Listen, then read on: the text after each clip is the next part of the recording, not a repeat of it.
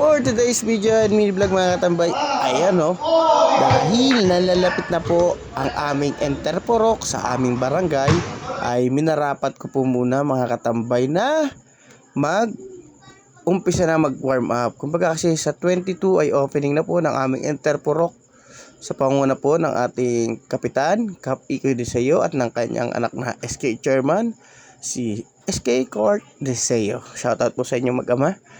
At yun na nga po, pagdating namin, yan. Pero bago kami pumunta dyan, talagang inakit na kami ni paring Clyde. At yun nga po, chinat muna kami ni Clyde na baka nga daw kami mabigla. Kaya ni Gorman, si Claudio naka-uniform pa. At dumating dyan si Sir Salamat. Kaya yun, sabi 2v2 daw. Kaya nagpag muna si paring Clyde. At yan, umpisa na nga po namin. Ay talaga nakapaghalata. Alam niyo mga katambay, 14 years akong walang laro o talagang walang bola sa katawan. Ay pero 14 years lang po. At ako naninibago po talaga kaya nung gusto kong hapuin sa kabako naman yung mga katambay. Ay wala naman tayong kumbaga activity na yung binaka natin pero sa mga talaga nakakahapo. Makita niyo mga itsura ko, hindi ako magkugol na gusto.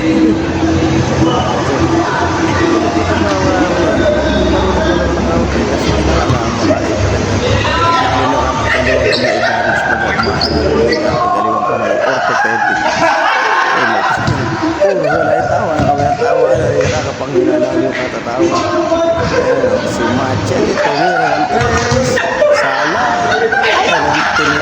Sala, at yun. At ito naman yung ating mga yung shoot moment. Yan o, tutukan kaya nakashoot. Kaya nakikita rin nyo, oh wow. Yan damo na kapikoy. Ayan naman, may laro pa tayo dyan.